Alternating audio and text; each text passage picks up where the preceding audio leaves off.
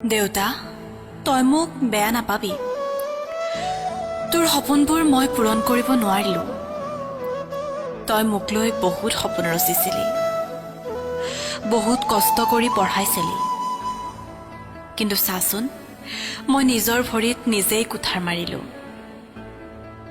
নিজে পচন্দ কৰি বিয়া হৈছিলোঁ। দেউতা, তইও ভাবিছিলি চাগে জোৱাই শিক্ষক যেতিয়া ভালেই হ'ব, তোৰ জীয়েৰক ৰাণী কৰি ৰাখিব। তই যে যিমান কষ্ট কৰি হলেও মোক ৰাজকুমাৰীৰ দৰে ৰাখিছিলি ন দেউতা। তোৰ জোৱায়ে তোৰ ৰাজকুমাৰীক ৰাণী কৰি ৰখাটো দূৰৰে কথা, তোৰ ৰাজকুমাৰী হৈ থকাৰ সুখকণো কাঢ়ি ললে। আচলতে মানুহে দেখাৰ দৰে কথাবোৰ প্ৰকৃততে নহয়ও দেউতা। দূৰৰ পাহাৰখন দেখিবলৈ বৰ ধুনীয়া, ওচৰ পালেহে গম পোৱা যায় তাৰ খলা বোমাবোৰ। মোক যিবোৰ প্ৰতিশ্ৰুতি দিছিল এইবোৰ সি ৰাখিব নোৱাৰিলেও দেউতা। ময়ো তোক দিয়া কথা ৰাখিব নোৱাৰিলো। তই মোক বেয়া পাই নাথাকিবি, মই তোক বৰ ভাল পাওঁ।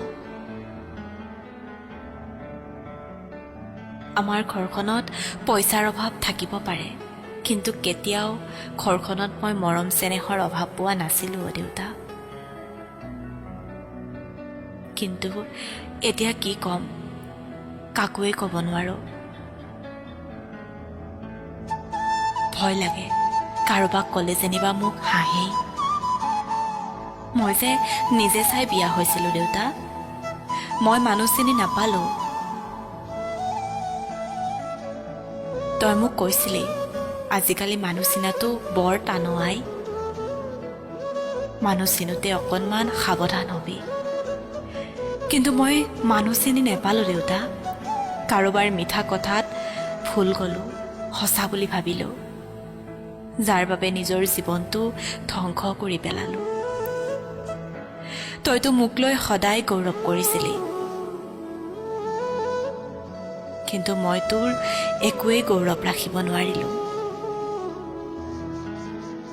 ভাবিছিলো চাকৰি এটা কৰিম, তোক চাম, মাক চাম, কিন্তু মোৰ সপোনবোৰ পূৰণ নহ'ল দেউতা।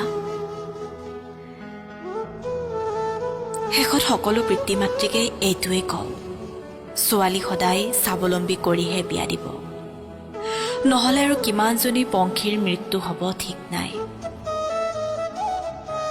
ল'ৰাজনে কি কৰে চাই নহয়, ল'ৰাজন মানুহ হয় নে নহয় সেইটো চাইহে বিয়া দিব।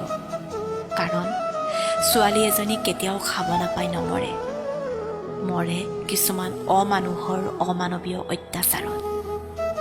সঁচাকৈ ছোৱালীৰ জীৱনটো ভাবিব লাগিলে বৰ দুখজনক।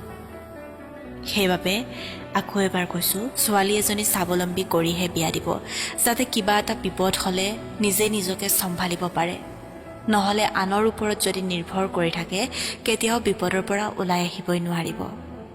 শেষত এটাই কওঁ, পংখী সন্দিকৈয়ে ন্যায় পাওক, পংখী সন্দিকৈৰ আত্মাই শান্তি পাওক।